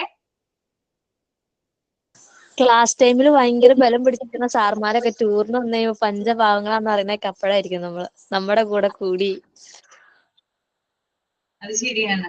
ഭയങ്കര നല്ലൊരു എക്സ്പീരിയൻസ് ആണ് അത്, ടൂർ പോകുക എന്നുള്ളത്. ക്ലാസ് അങ്ങനെയൊക്കെ ടൂർ ശരിക്കും പറഞ്ഞാൽ ഒരു പ്രാവശ്യത്തിൽ നമ്മൾ അങ്ങനെ പോയിരിക്കണം. നമ്മൾ അറിഞ്ഞിരിക്കണമല്ലോ എന്താണ് ആ എക്സ്പീരിയൻസ്, നമ്മൾ അറിഞ്ഞിരിക്കണമല്ലോ. ഓക്കെ. സ്മാർട്ട് സിറ്റിന്ന് പോയെങ്കിലും മിസ് എന്താണ് സ്മാർട്ട് സിറ്റിന്ന് നമുക്ക് ടൂർ പോയാലോ? പോവാലോ, പോവാം. നമുക്ക് ആലോചിക്കാം കേട്ടോ. പോവാം. അവസരം ഉണ്ടെങ്കിൽ നമുക്ക് പോകാവുന്നതാണ്. എല്ലാരും ഇടയ്ക്ക് കിട്ടിയാല് പോകാം. ഓക്കെ. അത് മിസ് ഒന്ന് സൂചിപ്പിച്ചേട്ടോ. ഞാൻ സൂചിപ്പിച്ചേക്കാം കേട്ടോ. അടിച്ചു പൊളിച്ച് പോകാം അല്ലെ? നല്ലൊരു ഓർമ്മയായിരിക്കും അത്. ആ മുമ്പത്തെ ആ ഒരു നമ്മൾ എക്സ്പീരിയൻസ് ചെയ്ത കാര്യം ചിലപ്പോൾ നമുക്ക് റീക്രിയേറ്റ് ചെയ്യാനായിട്ട് സാധിച്ചെന്ന് വരും അല്ലേ? പറ്റില്ലേ? നിങ്ങളൊക്കെ കുട്ടികളല്ലേ ഇപ്പോ? എല്ലാവരും കുട്ടികളാണ്. ടീച്ചേഴ്സ് നിങ്ങളെ കൊണ്ടുപോകുന്നു. എന്ത് രസമായിരിക്കും അല്ലെ ആലോചിച്ച് കഴിഞ്ഞാല്. ഓക്കെ. പിന്നെ അടുത്തത് ലോക്കൽ ടൂർ ആണ് കേട്ടോ. നിങ്ങൾക്ക് അറിയാനായിട്ട് സാധിക്കും. A place within the town like zoo, botanical garden, circus, child film etcetera. Local tour അതായത് സ്കൂളിൽ നിന്ന് തൊട്ടടുത്തുള്ള ഒരു പ്ലേസിലേക്ക്. അതിപ്പോ തൊട്ടടുത്തിട്ടുള്ള ഫേമസ് ആയിട്ടുള്ള സൂ ആവാം, അല്ലെങ്കിൽ ഒരു ബൊട്ടാണിക്കൽ ഗാർഡൻ ആകാം, സർക്കസ് നടക്കുന്ന സ്ഥലമാവാം, അതുപോലെ സിനിമകൾ കാണാൻ വേണ്ടിയിട്ടാകാം. ഇങ്ങനെയുള്ള ചൈൽഡ് ഫിലിം, അതായത് കുട്ടികളുടെ ചിത്രങ്ങളൊക്കെ. അപ്പൊ ഇത്തരത്തില് ഒരു 1 ഡേ ട്രിപ്പ് ആയിട്ട് കൊണ്ടുപോകുന്ന ടൂറിനെയാണ് നമ്മള് എന്ത് പറയാ? ലോക്കൽ ടൂർ എന്ന് പറയാം. അത് നമ്മുടെ പഠിക്കുന്നതുമായി ബന്ധപ്പെട്ടുള്ള കാര്യങ്ങൾ നമ്മൾക്ക് റിലേറ്റ് ചെയ്തിട്ടുള്ളത് നമ്മളെ ചിലപ്പോൾ അവിടെ കൊണ്ടുപോയിട്ടുണ്ടാവാം. നിങ്ങൾ അതിനും പോയിട്ടുണ്ടെന്ന് വിചാരിക്കുന്നു. പോയിട്ടില്ലേ? 1 ഡേ ടൂർ ആയിട്ട് ഭയങ്കര ഉത്സാഹമല്ലേ ആ ദിവസമൊക്കെ പോവാനായിട്ട്? കൂടുതലും കൊണ്ടുപോകുന്നത് വീഗാലാൻഡ്, മറ്റേ വണ്ടർലയില്ലേ? വണ്ടർല, സിൽവർ സ്റ്റോം, അങ്ങനെയുള്ള സ്ഥലങ്ങളിലൊക്കെ ഇവിടെ പോണ. പിന്നെ ചെറിയ പിള്ളേർക്ക് ചിറ്റിലപ്പള്ളി അങ്ങനെയുള്ള സ്ക്വയർ, ചിറ്റിലപ്പള്ളി സ്ക്വയർ ഇല്ലേ, അവിടേക്കാണ് ഇവിടുത്തെ സ്കൂളുകളിൽ നിന്നൊക്കെ പോണത്. അല്ലേ? ഞാൻ എന്റെ മോനെയും കൊണ്ട് അംഗനവാടിന്ന് ടൂർ പോയിരിക്കായിരുന്നു. എവിടെയാ പോയതെങ്കിലാ? തൃശ്ശൂര്, ഞങ്ങൾ തൃശ്ശൂരാണ്. തൃശ്ശൂര് സൂല്, പിന്നെ വിലങ്ങൻകുന്ന് പറഞ്ഞിട്ടൊരു പാർക്ക് ഉണ്ട്, ടൂറിസ്റ്റ് പ്ലേസ്, അവിടെയും പിന്നെ സ്നേഹതീരം ബീച്ചും. പിന്നെ വേറെ ആരൊക്കെ പോയിട്ടുണ്ട്? ഏതൊക്കെ സ്ഥലങ്ങളിലൊന്നും പോയിട്ടുണ്ട്? അത് കുട്ടിക്കാലം ഒന്ന് ഓർത്തെടുത്തേ. നമ്മുടെ കുട്ടിക്കാലത്ത് എങ്ങനെയാണ്, എവിടേക്ക് കൊണ്ടുപോയിട്ടുള്ളത് നമ്മളെ? പക്ഷെ കുട്ടിക്കാലത്ത് അങ്ങനെ എൻജോയ് ചെയ്യാൻ പീച്ചി ബുദ്ധിമുട്ടായിരിക്കുമല്ലോ. ഡാമായിരുന്നു 4ാം ക്ലാസ് പഠിക്കുമ്പോ. 4ാം ക്ലാസ്സിൽ പഠിക്കുമ്പോ എന്തിനു പോയിട്ടുണ്ട്? പീച്ചി ഡാം. പീച്ചി ഡാമില് ഡാം കാണാൻ. ഡാം കാണാൻ പോയിട്ടുണ്ട് അല്ലേ? ഓക്കെ. ജീന എവിടെയാ പോയിട്ടുള്ളത്? ഫസ്റ്റ് ടൂർ എന്ന് പറയുന്നത് 8th പഠിക്കുന്ന സമയത്താണ് സ്കൂളിൽ നിന്ന് കൊണ്ടുപോയത്. അപ്പോ സിൽവർ സ്റ്റോമിന്റെ അപ്പോഴായിരുന്നു അത് ലോഞ്ച് ചെയ്ത സമയമാണെന്ന് തോന്നുന്നത്. അങ്ങനെയാണ് ഫസ്റ്റ് ടൈം അങ്ങോട്ടേക്ക് കൊണ്ടുപോകുന്നത്. പക്ഷെ അത് സ്കൂളിൽ നിന്ന് പോയ സമയത്ത് എന്ന് വെച്ചാൽ അന്ന് ഭയങ്കര നമുക്ക് സ്ട്രിക്റ്റ് ആയിരിക്കുമല്ലോ. ഒന്നാമത്തെ കാര്യം യൂണിഫോം ഇട്ടിട്ട് വേണം പോവാൻ. അത് തന്നെ ഭയങ്കര ഒരു നമുക്കൊക്കെ ഒരു സങ്കടമുള്ള കാര്യമാണ്. കാരണം എല്ലാ ദിവസവും യൂണിഫോമാണ് ഇട്ടിട്ട് പോകുന്നത്. അപ്പൊ ആ ടൂറ് പോകുന്ന സമയത്തും കൂടെ ഈ യൂണിഫോം ഇട്ടിട്ട് പോവാന്ന് പറയുന്നത് ഭയങ്കര ഒരു എല്ലാവർക്കും അതൊരു സങ്കടമുള്ള കാര്യമായിരുന്നു. അതൊന്നാമത്തെ കാര്യം. പിന്നെ നമ്മളൊക്കെ ചെറിയ പിള്ളേരായത് കൊണ്ട് ഭയങ്കര സ്ട്രിക്റ്റ് ആയിരിക്കും. നമ്മൾ എവിടെ നടക്കുകയാണെങ്കിലും അസംബ്ലിക്ക് പോകുന്ന പോലെ നടക്കണം. അതേപോലെ എവിടെ പോയാലും ടീച്ചേഴ്സിന്റെ ഇതുണ്ടാകും, അങ്ങനെ ചെയ്യരുത്, അവിടെ പോകരുത്, ഇവിടെ ഇരിക്കരുത്, അങ്ങനെയുള്ള കുറെ ഇങ്ങനെ ഇതൊക്കെ ഉണ്ടാവുമല്ലോ. അപ്പോൾ വേണ്ട രീതിയിൽ നമുക്ക് അങ്ങനെ അപ്പൊ പേടിയായിരിക്കും. കാരണം ടീച്ചർ എവിടേക്കെങ്കിലും നമുക്കൊന്ന് പോകണമെന്നുണ്ടെങ്കിൽ കാണണമെന്നുണ്ടെങ്കിലോ നമുക്ക് പേടിയുണ്ടാവും. ടീച്ചേഴ്സ് ചീത്ത പറയുമോ, അല്ലെങ്കിൽ അവരോട് പെർമിഷൻ ചോദിക്കാണ്ടെങ്കിൽ അങ്ങനെ പോകാനൊന്നും പറ്റില്ലല്ലോ. അപ്പൊ അതൊക്കെ നമ്മൾ പോവുകയാണെങ്കിൽ എൻജോയ് ചെയ്യുകയാണെങ്കിൽ അതിനൊക്കെ ഒരു ലിമിറ്റേഷൻ ഉണ്ടല്ലോ. ആ ഒരു പരിധിക്കുള്ളിൽ നിന്നുകൊണ്ടല്ലേ നമുക്ക് ചെയ്യാൻ പറ്റുള്ളൂ. അപ്പൊ അതിൻ്റെതായിട്ടുള്ള കുറച്ച് ഇതൊക്കെ ഉണ്ട്. പക്ഷെ ഫ്രണ്ട്സിന്റെ കൂടെ നമ്മൾ ഫസ്റ്റ് ടൈം, അതായത് എന്റെ ലൈഫിൽ തന്നെ ഫസ്റ്റ് ടൈമാണ് ഞാൻ ടൂർ എന്ന് പറഞ്ഞിട്ട് അങ്ങനെ പോകുന്നതാണ്. അപ്പോ അങ്ങനെയുള്ള ഒരു കുറച്ച് അതൊരു സന്തോഷമായിരുന്നു. അതുപോലെ ടൂർ കഴിഞ്ഞിട്ട് ലാസ്റ്റ് ഒരു സിനിമ കഴിഞ്ഞിട്ടാണ് പിന്നെ സ്കൂളിൽ തിരിച്ചെത്തുക. അങ്ങനെ ഒരു പാക്കേജ് ആയിരുന്നു ഞങ്ങൾക്ക് ടൂറൊക്കെ 7ാം ക്ലാസ് 8ാം ക്ലാസ് ഒക്കെ ആ സമയത്തൊക്കെ. ഫ്രണ്ട്സിന്റെ ഒപ്പം ഇരുന്ന് സിനിമ കാണല്, മീശമാധവൻ സിനിമയൊക്കെ റിലീസ് ചെയ്ത സമയത്തൊക്കെ ടൂർ പോയിട്ടുണ്ട്. ഞാൻ 7ാം ക്ലാസ്സിലായിരുന്നു ആ സമയം. അപ്പൊ ഇത്രയും പേര് പോയിട്ടുള്ളൂ. വേറെ സ്ഥലങ്ങൾ വേറെ എന്തെങ്കിലും ഉണ്ടോ? ജീന പറഞ്ഞ പോലെ അന്ന് എനിക്ക് ഫീൽ ചെയ്തിട്ടുണ്ടായിരുന്നു ഈ യൂണിഫോമിന്റെ കാര്യവും അങ്ങനെ സ്ട്രിക്റ്റ്. പിന്നെ സ്കൂളിൽ ഞാൻ പഠിപ്പിക്കാൻ തുടങ്ങിയപ്പോ അവിടുന്ന് ടൂർ പോയി. പിന്നെ ഇന്നലെ ഇപ്പൊ ഞാൻ പറഞ്ഞില്ലേ പിള്ളേരെയും കൊണ്ട്, അപ്പൊ എനിക്ക് ആ ഒരേപോലെ ടീച്ചേഴ്സ് യൂണിഫോം ഇടുന്നതിന്റെ ആ ഒരു അവസ്ഥ എന്തിനാണ് പറഞ്ഞെന്നുള്ളതിനൊക്കെ അത് നമ്മൾ നമുക്ക് മനസ്സിലാവാനുള്ള ഒരു ഇതായിരുന്നു, എക്സ്പീരിയൻസ് ആയിരുന്നു. സ്കൂളിൽ നിന്ന് നമ്മളെ കുട്ടികളെയും കൊണ്ട് ടൂർ പോകുമ്പോ ആ ടീച്ചേഴ്സിന്റെ സ്ഥാനത്ത് നിന്നുകൊണ്ട് കൊണ്ടുപോകുമ്പോ അത് എന്തിനു പറഞ്ഞു എന്നുള്ളത്. കാരണം വെച്ചാൽ ഇവര് നമ്മളെ ഒന്നും അനുസരിക്കില്ല അവര്, നമ്മൾ സ്ട്രിക്റ്റിൽ നിന്നില്ലെങ്കിൽ. നമ്മളും ആ ഒരു സമയത്ത് അങ്ങനെയായിരുന്നു എന്നുള്ളത് എനിക്ക് ഇപ്പോഴാണ് അത് എക്സ്പീരിയൻസ് ചെയ്യാൻ പറ്റിയത്. അത് ശരിയാട്ടോ. ആ ടൈമില് നമുക്ക് ഭയങ്കര ദേഷ്യമായിരിക്കും നമ്മൾ അങ്ങനെ സ്ട്രിക്റ്റ് ചെയ്ത് നിർത്തുമ്പോ. പിന്നെയാണ് മനസ്സിലായത്, നമ്മൾ ആ സ്ഥാനത്തേക്ക് വരുമ്പോഴേ നമുക്ക് മനസ്സിലാവുള്ളൂ അവര് നമ്മളോടുള്ള ഒരു കെയറിന്റെ ഇതിൽ പറയുന്നതാന്നൊക്കെ. ശരിയാണ് പറഞ്ഞത്. എന്റെ ഒരു എക്സ്പീരിയൻസ് എന്ന് പറഞ്ഞാല്, ഞാൻ 2ാം ക്ലാസ്സിൽ പഠിക്കുമ്പോഴാണ് ഞങ്ങളുടെ ഹെഡ് മാസ്റ്റർ വന്ന് പറയുന്നത്, അസംബ്ലിയിലെ പറയുന്നത്, കൊച്ചിയിലോട്ട് ടൂർ പോകുന്നുണ്ട്, നിങ്ങളെ കപ്പലൊക്കെ കാണിക്കാനായിട്ട് കൊണ്ടുപോവാണ്, ആർക്കൊക്കെയാണ് വരാനായിട്ട് താല്പര്യം എന്ന് ചോദിച്ചു. അപ്പൊ വന്ന് എനിക്ക് തോന്നുന്നു എത്ര രൂപയാണെന്ന് കറക്റ്റ് ആയിട്ട് എനിക്ക് ഓർക്കില്ല, 130 രൂപ എന്താണെന്ന് തോന്നുന്നു. 130 രൂപ കൊടുത്തു കഴിഞ്ഞാൽ കൊച്ചിയിൽ പോകാം. അപ്പൊ അന്നൊക്കെ പറഞ്ഞാല് ധാരാളം കപ്പലുകളൊക്കെ വരുന്നതാണ്. എന്താ പറയുന്നത്, നമുക്ക് മൊബൈലൊക്കെ ഞെക്കി കഴിഞ്ഞാൽ എന്തൊക്കെ കാണാം, എന്തൊക്കെ വീഡിയോസ് കാണാം കപ്പലിന്റെയൊക്കെ അല്ലേ. പിന്നെ സിനിമകളുടെയൊക്കെ ധാരാളം കാര്യങ്ങൾ നമുക്ക് ഇപ്പൊ അവൈലബിൾ ആണ്. പക്ഷെ അന്നൊന്നും നമുക്ക് ഇങ്ങനെ അവൈലബിൾ അല്ല. ഇതൊക്കെ വലിയൊരു കാര്യമാണ്, വലിയൊരു കപ്പൽ കാണുക എന്നുള്ളത്. അപ്പൊ ഇങ്ങനെ അസംബ്ലിയിൽ രാവിലെയാണ് പറഞ്ഞത്.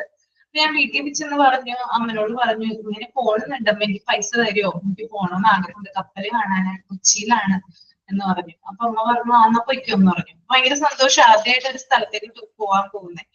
അങ്ങനെ പൈസയൊക്കെ കൊണ്ട് കൊടുത്തു. അത് കഴിഞ്ഞ് 2 ദിവസം കഴിഞ്ഞ് പറഞ്ഞു അവിടെ എന്തോ ഇഷ്യൂ ഉണ്ട്, ഇപ്പോ എന്തോ മഴയോ അല്ലെങ്കിൽ എന്തോ കടലിന്റെ ഭയങ്കര തിരമാലകളോ അങ്ങനെ എന്തൊക്കെ പറഞ്ഞ എന്തോ ഒരു ഇഷ്യൂ പറഞ്ഞിട്ട് ടൂർ ക്യാൻസൽ ആക്കി, പോവാനായിട്ട് പറ്റില്ല. അപ്പൊ ഭയങ്കര വിഷമമായിരുന്നു പോവാനായിട്ട് സാധിക്കാതെ. കാരണം അത്രയും ലോങ് ആയിട്ട് ഒരു പ്ലേസിൽ പോകുന്നത് ആദ്യമായിട്ടാണ്.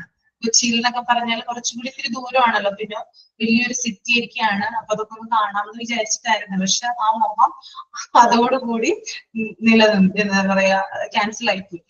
ദെൻ അതിനുശേഷം പിന്നീട് എനിക്ക് തോന്നുന്നു 3-ോ 4-ോ ആണെന്ന് തോന്നുന്നു പഠിക്കുമ്പോൾ മൈ ഡിയർ കുട്ടിച്ചാത്തൻ സിനിമ ഇറങ്ങി. നിങ്ങള് കേട്ടിട്ടുണ്ടോ? സിനിമ ഇറങ്ങിയിട്ട് 3D ആയിട്ട് കാണാനായിട്ട് തിയേറ്ററിൽ വന്നപ്പോൾ അത് 3D, അതായത് നമ്മൾ കണ്ണടയൊക്കെ വെച്ചിട്ട് എന്താ പറയാ ഒരു ദൃശ്യാവിഷ്കാരം പോലെ അത് ക്രിയേറ്റ് ചെയ്തതാണ്.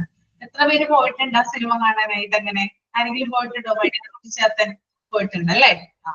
ആ സിനിമ കാണാനായിട്ട് കൊണ്ടുപോയതാണ് ഒരു ലോക്കൽ ടൂർ എന്ന് പറഞ്ഞാല്.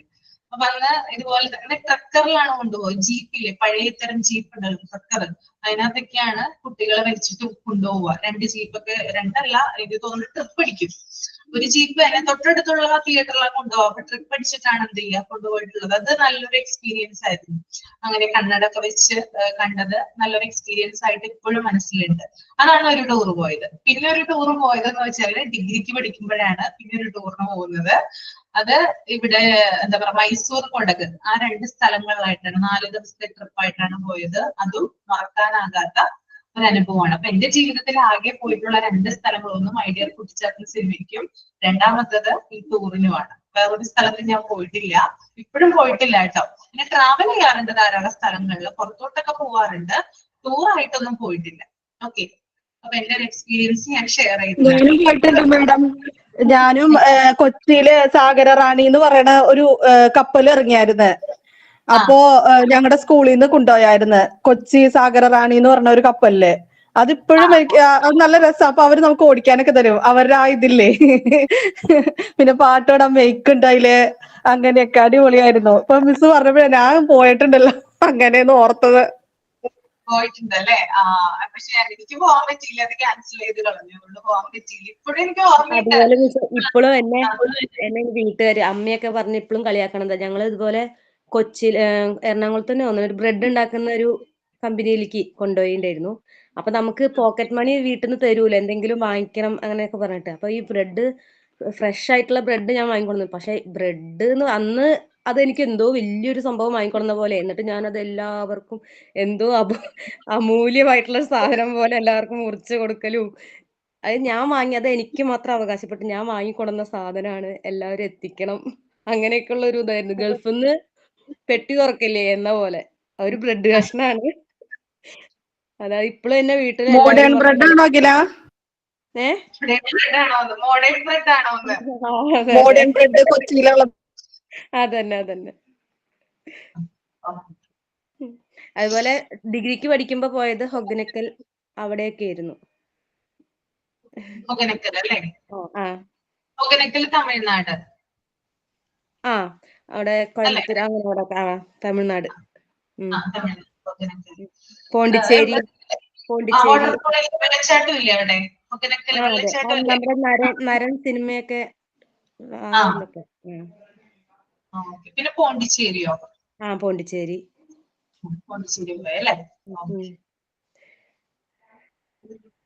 അടുത്ത ടൂറാണ് Russian kind of tour, outdoor class. എന്താണ് അത് ഉദ്ദേശിക്കുന്നത്? This type is otherwise called a walking tour. The teacher takes her own class students out for a hike. അതായത് സ്കൂളിന്റെ പുറത്തോട്ട് കുട്ടികളെ വാക്ക് ചെയ്യിപ്പിക്കുക. അതായത് സ്കൂളിന്റെ പുറത്ത് ചിലപ്പോൾ കോമ്പൗണ്ടിനുള്ളിലായിരിക്കാം, അല്ലെങ്കിൽ എന്താ പറയാ സ്കൂളിന്റെ കോമ്പൗണ്ടിന് പുറത്ത് ഏതെങ്കിലും ഒരു എന്താ പറയാ സ്ഥലത്തോ അല്ലെങ്കിൽ പ്രത്യേകമായിട്ട് ആൽമര ചുവട്ടിലോ ഒക്കെ എന്ത് ചെയ്യുക, കുട്ടികളെ നടത്തിച്ച് കൊണ്ടുപോവുക സ്കൂളിന്റെ ക്ലാസ് റൂമിന് പുറത്തോട്ട്. അപ്പൊ ഇത്തരത്തിലുള്ള ടൂറിനെയാണ് എന്ത് പറയാ റഷ്യൻ കൈൻഡ് ഓഫ് ടൂർ എന്ന് പറയാ കേട്ടോ. വേറെ പുറത്തോട്ട് ട്രാവൽ ചെയ്യാനൊന്നും പോകുന്നില്ല. ജസ്റ്റ് ഒരു ക്ലാസ്സിൽ 30 കുട്ടികൾ ഉണ്ടെങ്കിൽ ആ 30 കുട്ടികളെ വരിയായിട്ട് ക്ലാസ്സിന് പുറത്തേക്ക് കൊണ്ടുവന്ന് സ്കൂളിന്റെ കോമ്പൗണ്ടിനുള്ളിലോ അല്ലെങ്കിൽ ജസ്റ്റ് കോമ്പൗണ്ടിന് പുറത്ത് ഏതെങ്കിലും ഒരു സ്ഥലത്തോട്ടോ കൊണ്ടുപോകുക. ഓക്കെ, ആ ഒരു അർത്ഥത്തിലാണ് റഷ്യൻ കൈൻഡ് ഓഫ് ടൂർ എന്നതുകൊണ്ട് ഉദ്ദേശിക്കുന്നത്. ഓക്കെ, നെക്സ്റ്റ് വൺ, നിങ്ങളെ കൊണ്ടുപോയിട്ടുണ്ടോ അങ്ങനെ റഷ്യൻ കൈൻഡ് ഓഫ് ടൂർ നിങ്ങൾ എക്സ്പീരിയൻസ് ചെയ്തിട്ടുണ്ടോ? ഉവ്വ മിസ്സേ, ഞാൻ 8ലാന്ന് തോന്നുന്നു പഠിക്കുമ്പോ ഈ മലയാളത്തിന്റെ ക്ലാസ്സില് ടീച്ചർ ലൈനായിട്ട് കൊണ്ടുപോയി ഒരു ആൽമരം, പണ്ടൊക്കെ ആൽമരം ഉണ്ടല്ലോ, ആൽമരത്തിന്റെ ചുവട്ടിൽ കൊണ്ടുപോയി തണലത്ത് കൊണ്ടുപോയി എല്ലാവരും ഇരുത്തി അവിടെ വെച്ച് ഞങ്ങൾക്ക് പാഠങ്ങളൊക്കെ പഠിപ്പിച്ചു തന്നിട്ടുണ്ട്. പക്ഷെ അത് നല്ലൊരു എക്സ്പീരിയൻസാ. കാരണം ക്ലാസ്സിൽ അടിഞ്ഞുകൂടി ഇരിക്കണമല്ലോ, നമ്മൾ പുറത്ത് പോയി ഇരുന്ന് കേൾക്കുമ്പോ കാര്യം വേറെ ഒന്നും ശ്രദ്ധിക്കില്ല, ടീച്ചർ പറയണ മാത്രം ശ്രദ്ധിക്കുള്ളൂ. പക്ഷെ ആ പാഠം ഇപ്പോഴും നമ്മുടെ മനസ്സിലുണ്ടാവും, എന്താ പഠിപ്പിച്ചതെന്ന്. കവിതയായിരിക്കും പഠിപ്പിക്കുന്നത്, അതിപ്പോഴും നമ്മുടെ മനസ്സിലുണ്ടാവും. ഓക്കെ, അടുത്തത് ടീച്ചർ ടൂർ ആണ്. ഇത് പേര് എന്താ? സിംഗിളും താരങ്ങൾ എന്ന് പറഞ്ഞൊരു പാട്ട് പഠിപ്പിക്കാനും മരച്ചോട്ടി കൊണ്ടിരുത്തി പഠിപ്പിച്ചൊക്കെ ഇപ്പോഴും ഓർമ്മയുണ്ട്. സിംഗിളും തുവള്ളി കതിർച്ചിന്ന് ആ പാട്ടില്ലേ, ഒന്ന് പാടിയോ, ഞങ്ങളൊന്ന് പാടിയത്. അതെനിക്ക് മൊത്തം പാടാൻ അറിഞ്ഞൂടാ. എത്ര ലൈൻ അറിയാം അത്ര ലൈൻ പാടിയാൽ മതി. തിങ്കളും താരങ്ങളും തുവള്ളി കതിർ ചിന്നും ശൃംഗമാനന്ദേ വിദ്യാലയം കഴിവാന പിന്നിതാ ചിരിക്കുന്നു പാലോളി ചിതറുന്നു ഉൾച്ചടി തലപ്പത്തും പുഞ്ചിരി വിരിയാറും ചെറു പൊന്നു. ബാക്കി അറിഞ്ഞൂടാ, കൊറേയൊക്കെ അറിയുള്ളൂ അങ്ങനെയൊക്കെ. ആർക്ക് കംപ്ലീറ്റ് അറിയാം? സഹദോനൊക്കെ അറിയാമോ കംപ്ലീറ്റ് ആയിട്ട്? അടിപൊളിയായിട്ട് പാടിട്ടോ, വോയിസ് ആയിട്ട് ഇപ്പൊ പാടാൻ പറഞ്ഞാണ്. സഹദോന അറിയാമോ? എന്താണ്, അറിയില്ലെന്നാണോ? ഇത് അന്നേരം അങ്ങനെ പഠിപ്പിച്ചതിന്റെ ഒരു ഇതില് കുറച്ചൊക്കെ ഇപ്പോഴും ഓർമ്മയുണ്ട്. കുറച്ചൊക്കെ ഓർമ്മയുണ്ട് അല്ലേ? ഓക്കെ. പിന്നെ ഞങ്ങള് +2 പഠിച്ചുകൊണ്ടിരുന്നപ്പോ ഞങ്ങളുടെ സ്കൂളൊക്കെ ഒരു മലമുകളിൽ എന്ന് പറഞ്ഞ പോലെ, അതായത് സ്കൂളിന്റെ അവിടെ ഇരുന്ന് കഴിഞ്ഞാൽ താഴെ പുഴയൊക്കെ ആയിട്ട് നല്ല സീനറിയാ. എന്നിട്ട് സ്റ്റെപ്പിന്റെ അവിടെ കൊണ്ടിരുന്ന് ഇംഗ്ലീഷ് പഠിപ്പിക്കാൻ കൊണ്ടിരുത്തിയതാ ടീച്ചർ. എന്നിട്ട് ഞങ്ങള് പഠിക്കണ ശ്രദ്ധിക്കാതെ അതിലെ പുഴയെക്കൂടെ പോണ വഞ്ചി അതും ഇതൊക്കെ നോക്കിക്കൊണ്ടിരുന്നത്, അതൊക്കെ ഇപ്പോഴും ഓർമ്മയുണ്ട്. ഓർമ്മയുണ്ടല്ലേ? Okay okay. Next one teacher tour ആണ്. പേരില് തന്നെയുണ്ട്, ടീച്ചർമാരുടെ ടൂർ ആണ്. അഖില പോയിട്ടുണ്ടോ? അഖില ടീച്ചേഴ്സിന് മാത്രമായിട്ട് ടൂർ പോയിട്ടുണ്ടോ? പോയിട്ടുണ്ട്. എവിടെയാ പോയത്? മലമ്പുഴ. മലമ്പുഴ. എങ്ങനെയുണ്ടായിരുന്നു എക്സ്പീരിയൻസ്? അടിപൊളിയായിരുന്നു. കാരണം നമ്മള് എല്ലാ ടെൻഷനും ഫ്രീ ആയിട്ടുള്ളൊരു പോക്കല്ലേ. പിള്ളേരും ഇല്ല, നമ്മുടെ ടീച്ചേഴ്സ് മാത്രം. അതുപോലെ പ്രിൻസിപ്പൽ സിസ്റ്ററായിരുന്നു ഞങ്ങളുടെ പ്രിൻസിപ്പൾ. അപ്പൊ അവരൊക്കെ ശരിക്കും നമ്മളുടെ ഇടയിൽ ഒപ്പമുള്ള ഒരാളെ പോലെ, അങ്ങനെയൊക്കെ ആ സ്ട്രിക്റ്റ് ഒന്നും ഇല്ലാണ്ട് ഫ്രീ ആയിട്ടുള്ള ഒരു ഫീലായിരുന്നു. ഓക്കെ, അപ്പോ ഈ ഒരു എന്താ പറയാ മാനേജ്മെന്റ് തന്നെയാണ് ഇത് അറേഞ്ച് ചെയ്യുന്നത്. ടീച്ചർമാർക്ക് മാത്രമായിട്ട് നടത്തുന്ന ടൂറാണ്. അവരുടെ അക്കാദമിക് എന്താ പറയാ ഇയറില് അവർക്ക് കുറച്ച് റിലാക്സേഷൻ കിട്ടുന്നതിന് വേണ്ടിയിട്ട്, ടെൻഷൻ ഫ്രീ ആയിട്ട് കുറച്ച് ദിവസം ഒന്ന് റിലാക്സ് ചെയ്യാൻ വേണ്ടിയിട്ട് മാനേജ്മെന്റ് ഏർപ്പെടുത്തുന്ന ടൂറാണ് ടീച്ചർ ടൂർ എന്ന് പറയുന്നത് കേട്ടോ. ഓക്കെ, പിന്നെ ഇത് ഏർപ്പെടുത്തുന്ന സമയം എന്ന് പറഞ്ഞാൽ ഒഴിവ് ദിവസങ്ങളിലായിരിക്കും. സ്കൂളുള്ള ദിവസങ്ങളിൽ ഒരിക്കലും ടീച്ചർ ടൂർ നടത്തില്ല. ഒഴിവ് ദിവസങ്ങളിൽ, വെക്കേഷൻ ടൈം 2 മാസം, അത് വേനലവധിക്കോ അല്ലെങ്കിൽ എന്താ പറയാ ഇപ്പൊ ക്രിസ്മസ് വെക്കേഷൻ, അതുപോലെ ഓണം വെക്കേഷൻ, അങ്ങനെയുള്ള സമയത്തൊക്കെയാണ് ജനറലി എനിക്ക് തോന്നുന്നു ഇത് വേനൽ അവധിക്കാണ് വെക്കുക. 2 മാസം നമുക്ക് വെക്കേഷൻ ഉണ്ടാവുമല്ലോ, ആ ഒരു സമയത്താണ് ഇത് കൂടുതലായിട്ട് വെച്ച് കണ്ടിട്ടുള്ളത്. അപ്പം അത്തരത്തില് ടീച്ചർമാർക്ക് വേണ്ടിയിട്ട് അവരുടെ റിലാക്സേഷന് വേണ്ടിയിട്ട് മാനേജ്മെന്റ് സംഘടിപ്പിക്കുന്ന ടൂറിനെയാണ് ടീച്ചർ ടൂർ എന്ന് പറയുന്നത്. ഓക്കെ, അപ്പൊ 4 തരത്തിലുള്ള ടൂറുകൾ വ്യക്തമായിട്ട് ക്ലിയർ ആയില്ലേ? ഓക്കെ അല്ലേ? എല്ലാവർക്കും മനസ്സിലായല്ലോ?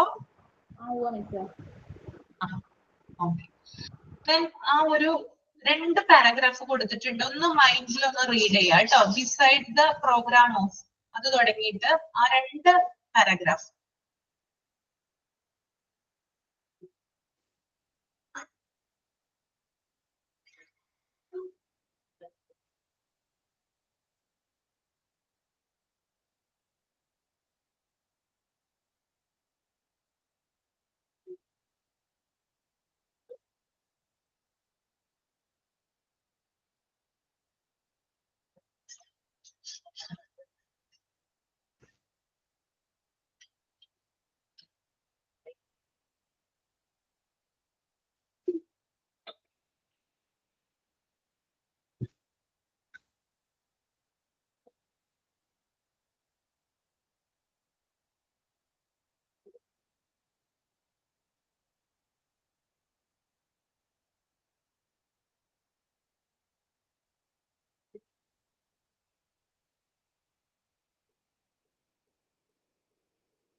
ദിവ്യ പോവാണോ?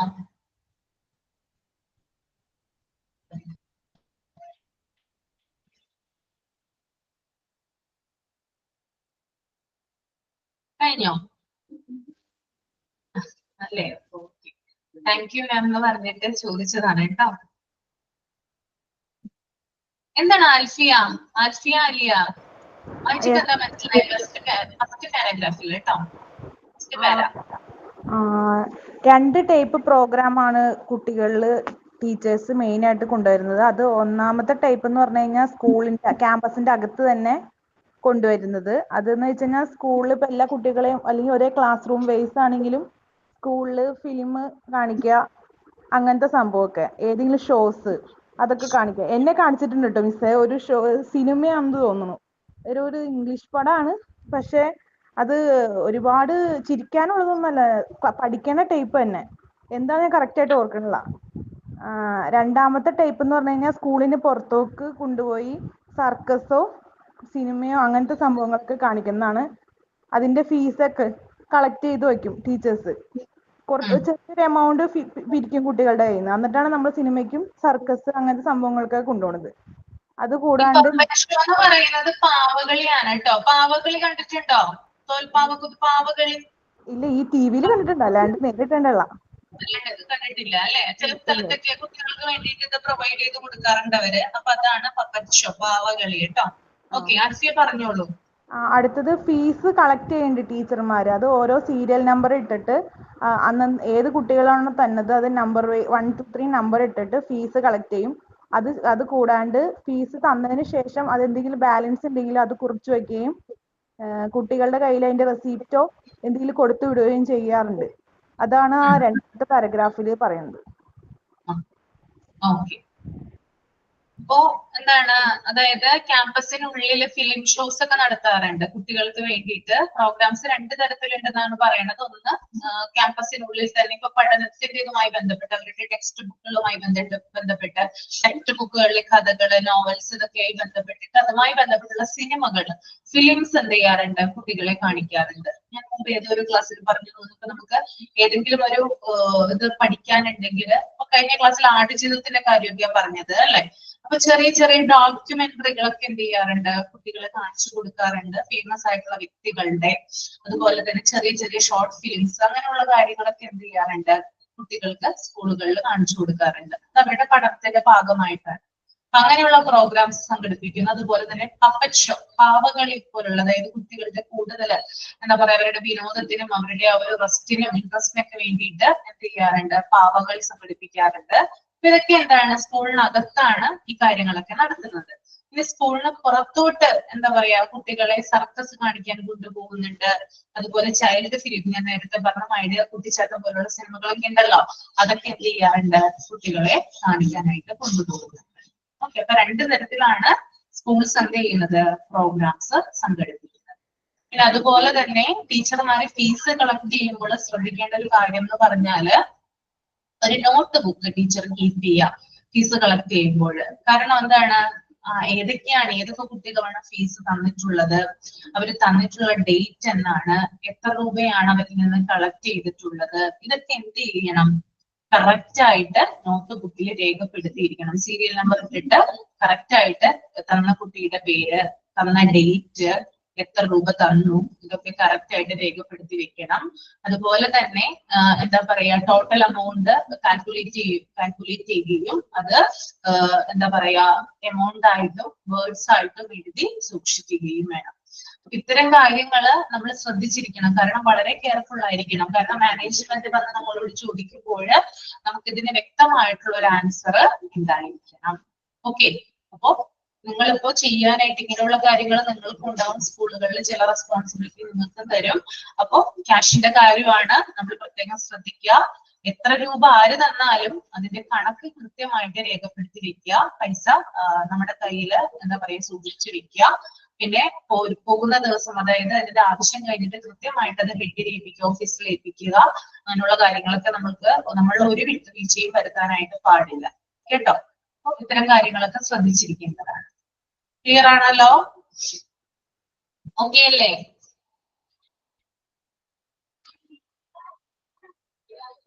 then taking part in function and meetings ഒന്ന് റീഡ് ചെയ്തിട്ട് വരിക. ഓക്കെ, ഞാൻ ഒരു ഭാഗം കൂടിയുള്ള ഈ ചാപ്റ്ററിൽ എടുക്കാനായിട്ട്. then നമുക്ക് അടുത്ത ക്ലാസ്സിൽ കാണാം. ഓക്കെ, മൈൻഡ് അപ്പ് ചെയ്യാണ് കേട്ടോ ക്ലാസ്. എന്താ മോളെ? ആ പാട്ട് ഫുള്ള് കിട്ടി. കിട്ടിയോ? എന്നാ പഠിക്കോളൂ. പാട്ട് നോക്കായിരുന്നോ? അല്ല അത് ഫോണിൽ ഓക്കെ, പാടിക്കോളൂ കേട്ടോ. ഫുള്ള് പാടിക്കോ, കിട്ടിയെങ്കിൽ ഫുള്ള് പാടിക്കോ. തിങ്കളും താരങ്ങളും തുവനി കതിർ ചിഹ്നം തുങ്കമാനിൻ ചോട്ടിയിലാണെന്റെ വിദ്യാലയം. ഇന്നലെ കണ്ണീർ വാർത്തു കരഞ്ഞിടവാന മിന്നിതാ ചിരിക്കുന്നു പാലോളി ചിതറുന്നു. മുൾച്ചെടി തലപ്പിലും പുഞ്ചിരി വിരിയാറുണ്ട ചെറു പൂന്തോപ്പിലെ പനുനീരുരയ്ക്കുന്നു. മധുവിൻ മത്താൻ പാറി മുളുന്ന മധുപങ്ങൾ മധുരമീ ജീവിതം ചെറുതാണെന്നാകിലും ആരല്ലൻ ഗുരുനാഥൻ പരിധിയിലെല്ലാം എന്നെ പഠിപ്പിക്കുണ്ടെന്നോ. തിങ്കളും താരങ്ങളും കതിർ ചിഹ്നം തുങ്കമാം വാനിൻ ചോട്ടിയിലാണെന്റെ വിദ്യാലയം. അത്രേ ഉള്ളൂ. വെരി ഗുഡ്, അടിപൊളിയായിരുന്നു കേട്ടോ. എന്തോ ഞാൻ ട്രെയിനിങ്ങിന് പോയപ്പോ ഏതോ ടീച്ചർ എനിക്ക് ഗ്രൂപ്പിൽ അയച്ചായിരുന്നു ഞങ്ങളെ. അയച്ചായിരുന്നു അല്ലേ? പണ്ടത്തെ കാലത്തിലോട്ട് പോകും നമ്മള്. നമ്മുടെ സ്കൂള് അന്തരീക്ഷമൊക്കെ നമ്മൾക്ക് ഓർമ്മ വരും ഈ ഒരു പാട്ട് കേൾക്കുന്നത് അല്ലേ? അതാ മരച്ചോട്ടിലിരുത്തി അങ്ങനെ പഠിപ്പിച്ചോണ്ട് ഏതാണ്ടൊക്കെ അന്നേരം ഓർമ്മ വന്നത്. എന്റെ വിദ്യാലയം ശ്രീ ഓളമണ്ണ സുബ്രഹ്മണ്യ നമ്പൂതിരിപ്പാട് എഴുതിയ കവിത. അതെ അതെ അതെ. ഓക്കെ, അപ്പോ വൈൻഡപ്പ് ചെയ്യാം. നെക്സ്റ്റ് വീക്കിലെ നെക്സ്റ്റ് ക്ലാസ്സിൽ കാണാം. Okay, thank you. Thank you ma'am. Thank you ma'am. Thank you ma'am. Bye. Thank you ma'am.